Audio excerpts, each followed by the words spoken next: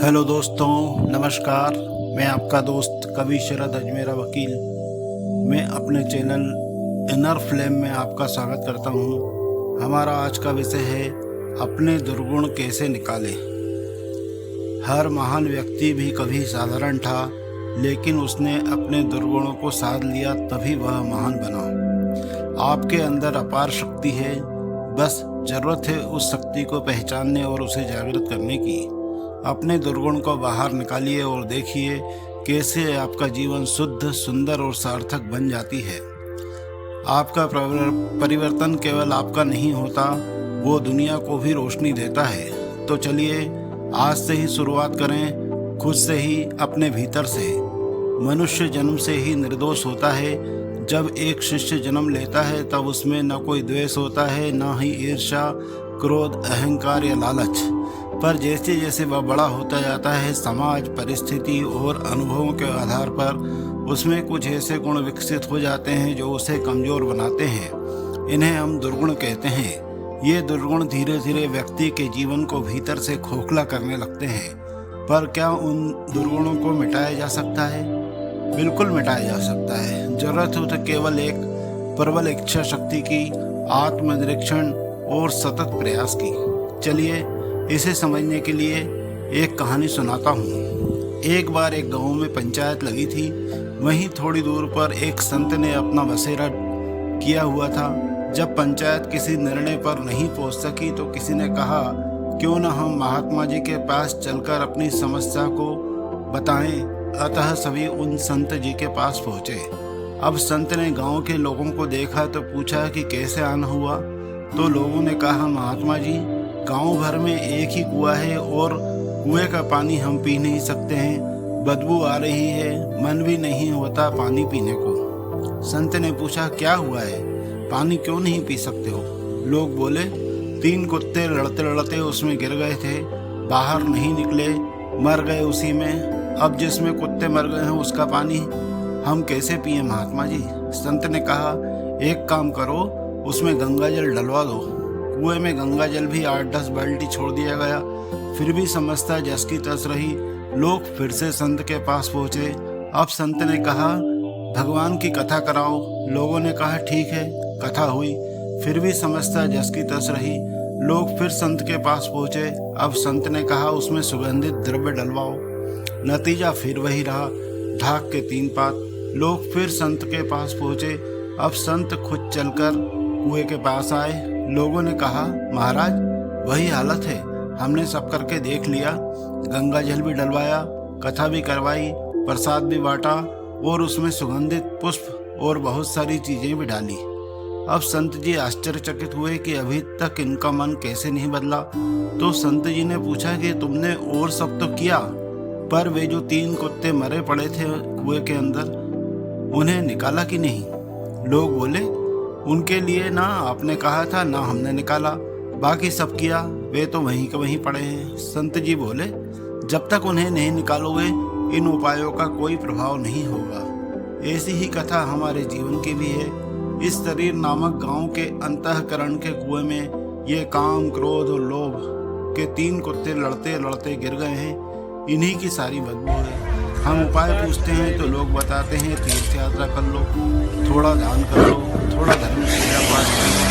हम सब करते हैं, पर बदबू उन्हीं दुर्गुणों की आती है। तो पहले इन्हें निकाल कर हम उन्हें बाहर करें, तभी हमारा जीवन उपयोगी होगा। सबसे पहले हमें यह समझना होगा कि दुर्गुण हमारे भीतर आते कैसे हैं। क्रोध जब आता है, जब हमारी इच्छाएं पूरी नहीं होती है।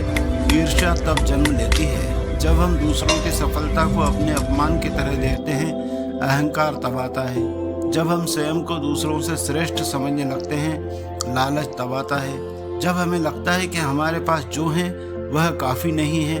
आलस्य तब आता है जब हमारी सोच शक्ति क्षीण हो जाती है। इन सभी दुर्गुणों का एक ही मूल कारण है, हमारे विचारों की दिशा। तो दुर्गुणों से मुक्ति का पहला कदम है जागरूकता। हमें यह जानना जरूरी है कि कौन से दुर्गुण हमारे अंदर है। यह जानने के लिए हमें आत्मनिरीक्षण, सेल्फ रिफ्लेक्शन की आदत डालें। हर दिन सोने से पहले 5 मिनट अपने आप से यह प्रश्न करें, क्या आज मैंने किसी पर बिना वजह क्रोध किया? क्या मैं आज किसी की सफलता देखकर दुखी हुआ? क्या आज मैंने कोई ऐसा कार्य किया जो मेरी आत्मा को सही नहीं लगा? इन सवालों का उत्तर यदि हाँ है तो इसका मतलब है कि सुधार की जरूरत है, लेकिन घबराने की बात नहीं है। यह जानना ही पहला और सबसे महत्वपूर्ण कदम है। दूसरा कदम है स्वीकार करना। बहुत से लोग अपने दोषों को स्वीकार नहीं करते हैं। वे कहते हैं मैं तो ऐसा ही हूँ, मुझे गुस्सा जल्दी आता है, मुझे बुरा जल्दी लगता है। जब कोई आगे निकल जाए, यह कहना कि दरअसल खुद को धोखा देना है।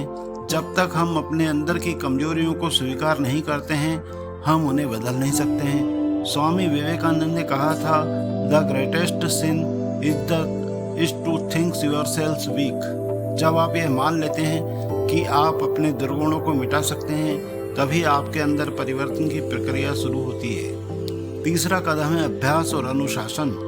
दुर्गुणों से छुटकारा पाने के लिए एक दिन की मेहनत काफ़ी नहीं होती है, यह एक सतत प्रक्रिया है। उदाहरण के लिए, यदि आपको गुस्सा जल्दी आता है तो खुद को रोकने के लिए एक तकनीक अपनाइए, जैसे कि क्रोध आते ही 10 तक गिनिए, गहरी सांस लीजिए, या उस स्थान से कुछ देर के लिए हट जाइए, या फिर गिनती को उल्टी गिनना शुरू कर दीजिए, 10, 9, 8, 7, इस तरह से। अगर आप ईर्ष्या महसूस करते हैं तो उस व्यक्ति की अच्छाइयों पर ध्यान दीजिए जिसने सफलता पाई है। खुद से कहिए, अगर वो कर सकता है तो मैं भी कर सकता हूँ। यह विचार ईर्ष्या को प्रेरणा में बदल देगा। चौथा कदम है सकारात्मक संगति और विचारों का चयन। हम जिन लोगों के साथ रहते हैं उनसे हम बहुत कुछ सीख सकते हैं। अगर हम नकारात्मक लोगों के बीच में रहेंगे तो धीरे धीरे हमारे अंदर भी वही विचार आने लगेंगे। इसलिए ऐसे लोगों के साथ समय ना बिताइए जो आपको अच्छा सोचने, अच्छा बोलने और अच्छा करने के लिए प्रेरित करें। उन्हीं के साथ रहिए।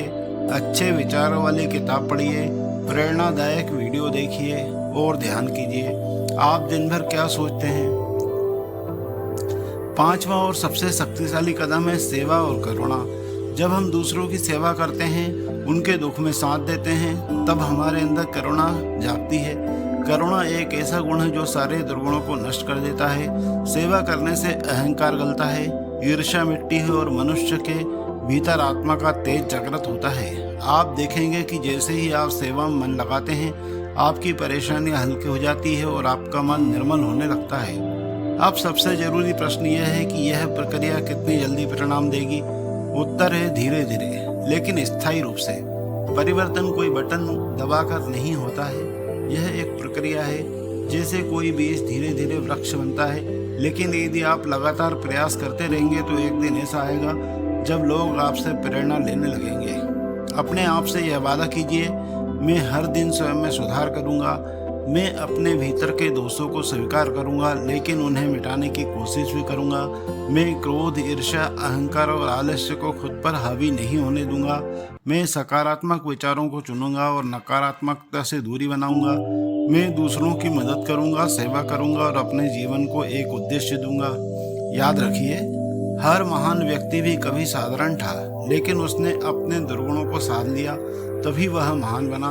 आपके अंदर अपार शक्ति है, बस जरूरत है उस शक्ति को पहचानने की और उसे जागृत करने की। अपने दुर्गुणों को बाहर निकालिए और देखिए कैसे आपका जीवन शुद्ध, सुंदर और सार्थक बन जाता है। आपका परिवर्तन केवल आपका नहीं होता है, वो दुनिया को भी रोशनी देता है। तो चलिए आज से ही शुरुआत करते हैं, खुद से, अपने भीतर से।